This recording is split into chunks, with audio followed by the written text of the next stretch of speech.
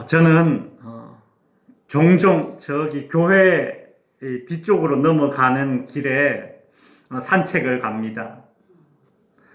봄, 여름, 가을에는 새벽 예배를 마치고 제가 이렇게 뒤로 넘어서 한 바퀴 삥 돌고 있습니다.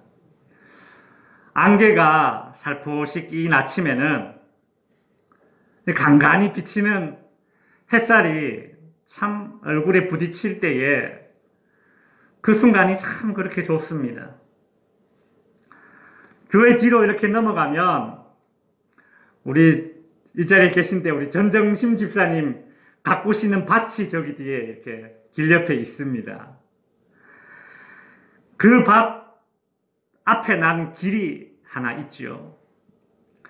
그 길을 이렇게 지나갈 때면 이쪽 편에서 그 산이지 않습니까? 산에서 들려오는 새소리가 얼마나 이 가지각색의 소리를 내는지 모릅니다. 새가 참 희한하게 노래를 하는구나. 각양각색의 새소리를 들을 수 있습니다. 농수로에 물이 흐르고 있는데 어떤 날은 물이 좀 많고 어떤 날은 물이 좀 적기도 합니다. 근데 이 농수로에 흐르는 물의 양이 많을 때와 물의 양이 적을 때에 이 물 흐르는 소리도 다릅니다. 그 산책길을 걸으면 참 마음이 평안해지고 입에서 찬송이 나오니 참 이것이 하나님께서 내게 주신 선물이구나. 그런 생각을 합니다. 요즘은 춥지 않습니까? 추워서 이제 아침에는 산책을 못 갑니다. 날이 좀 풀리면 이제 오후에 제가 이렇게 뒤로 한 바퀴 돌게 되는데 얼마 전에 산책을 하다가 제가 작년 겨울에 보지 못했던 것을 보게 되었습니다. 아마 작년 겨울에도 있었을 것인데 제가 유심히 보지 못했던 것 같습니다. 올해 유난히 그 광경이 눈에 띄었습니다. 무엇인가 하면 바로 이 논밭에 뿌려져 있는 이게 뭐죠? 거름입니다. 거름. 이 겨울에 추수를 다 끝낸 논에 이렇게 거름을 뿌려 놓았더라고요. 제가 이렇게 보면서 겨울에 저렇게 논에 또 거름을 주는구나. 그런 생각을 했습니다. 한 해 농사가 다 끝난 이후에 왜 이 논과 밭에 이렇게 거름을 뿌려 놓을까? 저 농부의 심정은 무엇일까? 이런 생각을 하면서 산책을 했습니다. 처음에는 그저 단순하게 희망이겠지. 희망일 거야. 올해 거둔 수확물보다 내년에 더 많은 것을 거둘 수 있으리라는 그런 마음, 그런 희망으로 이 추운 저 겨울 논바닥에 저 거름을 뿌리겠지. 그런 생각이 들었습니다. 그래, 희망이구나. 그렇구나. 거름은 희망이구나. 희망을 뿌리는 거구나. 그런데 사실 거름이란 것이 무엇입니까? 동물의 배설물을 발효시킨 것 아닙니까? 배설물이라고 제가 이렇게 고급지게 표현을 해서 그렇지 그냥 우리가 흔히 쓰는 말로 똥입니다. 고약한 냄새 보고 있으면 식욕이 떨어지는 비주얼이 바로 똥 아닙니까? 근데 참 이상하죠. 어찌 보면 가장 역겨운 것에서 희망을 품는다는 것이 참 묘한 반전입니다. 역설이죠. 이 똥이 발효되어서 거름이 되어 논밭에 뿌려지면 그것이 희망이 되는구나. 이런 생각을 하면서 산책을 하다가 갑자기 궁금증이 생겼습니다. 거름이란 사람들이 가장 더러운 것이라고 여기는 똥인데, 배설물인데, 농부에게는 이것이 희망의 상징으로 그렇게 여겨지고 있다는 것이죠. 그렇다면 성경에는 그럼이 어떻게 묘사되고 있을까? 성경에는 그럼이 어떻게 쓰이고 있을까?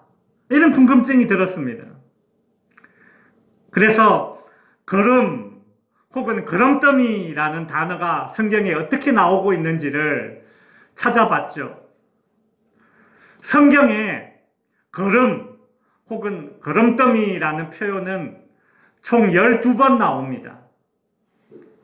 근데 대부분 어떤 부정적인 상황을 묘사할 때에 그럼 혹은 그럼더미라는 단어가 쓰여졌습니다.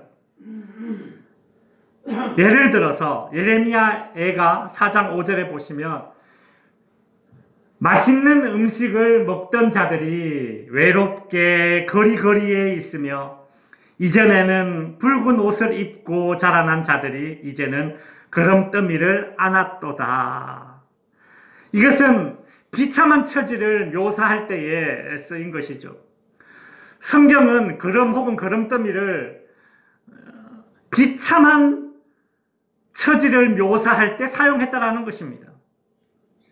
또 언제 그럼과 그럼더미가 사용되었느냐? 다가올 심판을 묘사할 때에 이 그럼이나 그럼더미라는 말이 사용되었습니다. 열왕기상 14장 10절에 보시면 그러므로 내가 여로보암의 집에 재앙을 내려 여로보암에게 속한 사내는 이스라엘 가운데 매인자나 노인자나 다 끊어버리되 그럼더미를 썰어버림같이 여로보암의 집을 말갛게 쓸어버릴지니. 이 그럼 혹은 이 그럼더미는 벗어나고 싶은 비참한 처지나 혹은 면하고 싶은 그런 심판을 예언할 때에 이 그럼더미가 단어가 쓰였다는 것이죠. 근데 오늘 우리가 읽은 본문 누가복음 13장에서는 이 그럼이 비참한 처지가 아니라 다가올 심판이 아니라 전혀 다른 그런 상징성을 지니고 있습니다. 어떤 사람이 무화과 나무를 심었습니다. 안타깝게도 이 주인은 무화과 나무에서 무화과 열매를 얻지 못했습니다. 누가복음 13장 6절에 보시면 한 사람이 포도원에 무화과 나무를 심은 것이 있더니 와서 그 열매를 구하였으나 얻지 못한지라. 여기서 무화과 나무 열매를 심었는데 무화과 나무 열매를 얻지 못했다라고 하죠. 무화과 나무의 열매를 얻지 못했습니다. 이 말은 뭐 수확이 좀 적었다 이런 수준이 아닙니다. 여기서 열매를 얻지 못했다라는 말은 nothing, 그러니까 하나도 얻지 못한 거예요. 하나도 얻지 못해. 아주 비참한 상태죠. 문제는 이 비참한 처지가 그 한 해뿐만이 아니었다라는 것입니다. 누가복음 13장 7절에 보시면 포도원 지기에게 이르되 내가 3년을 와서 이 무화과 나무에서 열매를 구하되 얻지 못했다라고 하죠. 여러분 처음 1년은 뭐 그럴 수 있습니다. 날씨가 안 좋아서 뭐 갑자기 서리가 내려서 뭐 가뭄이 들어서 그래서 무화과 나무가 열매가 안 맺었다 뭐 그럴 수 있습니다. 근데 3년 연속 무화과 나무는 열매를 맺지 못했습니다. 여러분 농부에게 이것은 얼마나 큰 참 근심거리이자 비참함입니까? 정말 진지한 농부라면 상당히 기분 나쁠 것입니다. 3년 동안 열매를 얻지 못한 나무가 우리 밭에 있다라고 한번 생각해 보십시오. 이 정도 되면 동네 소문날까봐 창피합니다. 안 그래요? 아이, 저 집은 어떻게 무화과 나무를 심었는데 왜 3년 동안 열매가 하나도 없다네? 아니, 내가 농부 자존심이 있는데, 농부 경력이 얼만데, 어떻게 3년 동안 열매를 하나도 맺지 못하는 나무가 있다면, 얼마나 그것이 참 기분 나쁜 일입니까? 불쾌하죠. 자, 여러분. 이런 비참한 그런 상황을 벗어나는 방법은 무엇입니까? 이 자리에 농사 짓는 분들이 여러 계시니 제가 여쭤보죠. 여러분, 만일 여러분들의 밭에 3년째 열매를 맺지 못하는 나무가 있다면 그 나무를 어찌 하시겠습니까? 그 밭의 주인은 이렇게 말합니다. 누가복음 13장 7절에 포도원 지기에게 이르되 내가 3년을 와서 무화과 나무에서 열매를 구하되 얻지 못하니 찍어버리라. 내가 땅만 버리게 하겠느냐? 3년 동안 열매를 맺지 못한 무화과 나무를 향해 이 밭의 주인은 찍어버리라고 말했습니다. 여러분, 이것이 가혹한 것입니까? 아닙니다. 이건 정당한 처분입니다. 이제 3년 동안 열매를 맺지 못한 이 무화과 나무에게 심판이 선고된 거죠. 찍어버리라, 뽑아버리라는 겁니다. 바로 이때에 그 밭을 관리하던 하인이 그 주인에게 이렇게 대안을 제시합니다. 누가복음 13장 8절에 보시면 대답하여 이르되 주인이여 금년에도 그대로 두소서 내가 두루 파고 거름을 주리니. 이때 이제 거름이라는 단어가 등장을 합니다. 하인이 제시한 대안은 거름을 주겠다는 것이었습니다. 열매 맺지 못한 비참한 처지를 벗어날 수 있는 대안으로, 선포된 심판을 유보할 수 있는 대안으로 거름을 주겠다라는 것입니다. 우리가 앞에서 보았듯이 성경에는 거름 혹은 거름더미는 비참한 처지를 묘사할 때에 쓰였고, 다가올 심판을 묘사할 때에 거름 혹은 거름더미가 쓰였습니다. 그런데 오늘 누가복음 13장에서는 이 거름이 전혀 반대의 의미로 쓰여졌죠. 비참한 처지를 벗어날 수 있는 대안으로 거름이 제시되었고, 그리고 심판을 유보시키는 대안으로 이 거름이 제시되고 있는 것입니다. 그동안 성경에는 거름 혹은 거름더미는 부정적인 상황에서만 쓰였다가 이제는 거름이 부정적인 상황을 극복할 수 있는 대안으로 제시되고 있습니다. 부정적인 상황에서 긍정적인 상황으로 나아가는 대안이자 희망으로 이 거름이 제시되고 있는 것이죠. 성도 여러분, 3년 동안 열매를 맺지 못하는 상황에서 지금 당장 찍어버리는 것이 마땅한 상황에서도 땅을 두루 파고 거름을 주는 것, 저는 이것이 우리 인생을 향한 하나님의 일하시는 방법이라고 생각합니다. 열매 없는 비참한 처지와 다가올 심판이 명백한 처지가 바로 우리들 아닙니까? 그런 우리의 인생들을 향해서 하나님은 손쉬운 해결책 찍어버리라, 빠른 해결책 찍어버리라가 아니라 거름을 주라, 이 방법을 선택하신다는 것이죠. 사실 거름을 주고 또 1년을 기다려야 됩니다. 여러분, 이것은 결코 빠른 해결책이 아니지 않습니까? 그리고 지금 거름을 뿌린다고 해서 당장 어떤 결과가 나타나는 것도 아니지 않습니까? 거름이 어떤 변화를 가져오는지를 보려면 오랜 시간이 걸리지 않습니까?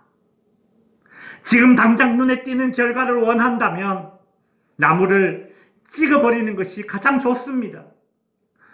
보통의 농장 주인이라면 나무를 뽑아버리고 땅을 밀어버리고 새로 무엇인가를 시작할 준비를 할 겁니다. 알트 네가 쑥 빠지면 쏙이 후련하지 않습니까? 3년 동안 열매를 맺지 못하는 저 꼴보기 싫은 나무 그냥 뽑아버리고 싹 밀어버리고 새로운 무엇인가를 심으면 내가 새로 뭔가를 심었다, 새로운 출발을 한다라는 그런 설레임도 내 안에 있을 겁니다. 그러나 그름을 뿌리고 1년 더 참아내는 것은 기쁨이 아닙니다.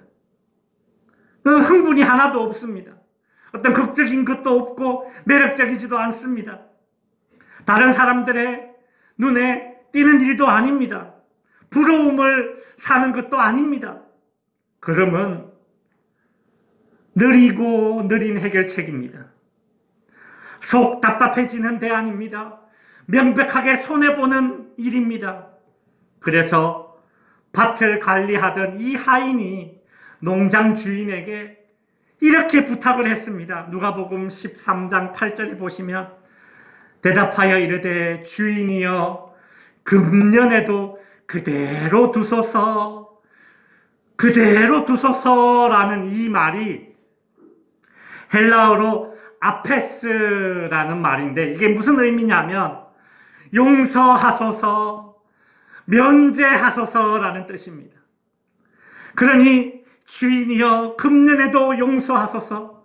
누구를요? 저 무화과 나무를요. 열매 없는 무화과 나무를 용서하소서. 주인이여 금년에도 저 열매 맺지 못하는 무화과 나무를 면제하소서. 죄를 면제해 주소서. 그 뜻입니다. 이 종은 주인에게 손해보기를 요청하고 있는 것이죠. 그 농장 주인은 그 하인의 요청을 받아들일 것입니다. 하나님은 찍어버리는 심판을 유보하시고 걸음을 주는 방식으로 다시 우리에게 희망을 주시기를 원하십니다. 하나님은 찍어버리는 손쉬운 방법이 아니라 걸음을 주는 번거롭고 느린 방식으로 우리의 인생을 다루십니다. 하나님은 절대 서두르지 않으십니다. 이것이 우리로서는 참 다행이죠. 이것이 우리로서는 은혜입니다. 다윗은 우리 인생들을 향한 하나님의 이런 일하시는 방법을 깨닫고 그가 시편을 기록할 때마다 이런 말을 항상 많이 하였습니다. 시편 106편 1절에 보시면 여호와께 감사하라. 그는 선하시며 그 인자하심이 영원함이로다. 여기서 인자하심이란 그대로 두는 것입니다. 용서해 주는 것입니다. 죄를 면제해 주는 것입니다. 엄청난 빚을 탕감해 주는 것입니다. 그것이 바로 하나님의 인자하심입니다. 이제 말씀을 정리하겠습니다. 성도 여러분, 하나님께서는 찍어버리는 것이 아니라 걸음을 주는 방식으로 일하시는데, 우리 인생을 다루시는데 그 최고의 정점이 바로 예수 그리스도의 죽음과 부활 사건입니다. 예수님께서는 이 땅에서 마치 걸음과 같이 되셨습니다. 걸음은 이 세상에서 그다지 높은 지위를 차지하고 있지 않습니다. 걸음은 어떤 사람에게는 그저 똥덩어리요, 찌꺼기요, 쓰레기로 여겨지기도 하지요. 도시 사람들에게 걸음은 무엇입니까? 그것은 최대한 눈에 띄지 않아야 되는 것이고 냄새도 흘러나지 않아야 되는 것이고 눈에 띄거나 냄새라도 날라치면 아주 불쾌하게 여기는 것이 바로 걸음입니다. 2000년 전 예수께서 유대 땅에서 이스라엘 백성들에게 그런 취급을 당하시지 않으셨습니까? 없어버려야 할 취급을 당하지 않으셨습니까? 요한복음 9장 15절에서 유대인들은 빌라도의 재판장에서 예수님을 향하여 이렇게 소리쳤습니다. 그들이 소리 지르되 없이 하소서, 없이 하소서, 그를 십자가에 못 박게 하소서, 없애버리라 이겁니다. 야, 저 똥덩어리, 야, 저 예수 저거 뭐야, 없애버려. 예수님은 그들에게 그런 취급을 당하셨고 결국 무덤 안으로 들어가셨습니다. 원수 마귀와 유대인들은 예수님을 무덤 안에 넣어놓고, 야, 이제 예수는 더 이상 눈에 띄지 않는구나, 예수는 저 거름더미와 같이 되어버렸구나라고 기뻐했을 것입니다. 그때 그 유대인들을 기만했던 마귀는 오늘날도 어떤 불신자들의 마음을 완악하게 만들어서 예수라는 이름을 들으면 불쾌하게 만들고 예수라는 이름을 하찮게 여기도록 만드는 것이 바로 마귀의 전략 아닙니까? 그러나 성도 여러분, 유대인들에게 부정적인 그런 거름 취급을 받던 예수님은 무덤 안에서 긍정적인 거름이 되셨습니다. 이게 무슨 말이냐면, 거름은 사실 생명으로 충만한 존재입니다. 여러분 잘 아실 것입니다. 거름은 죽은 것 같지만 사실 살아 있습니다. 거름 안에는 수많은 효소와 온갖 미생물들이 들어 있습니다. 거름이야말로 생명의 물질이고 부활의 물질 아닙니까?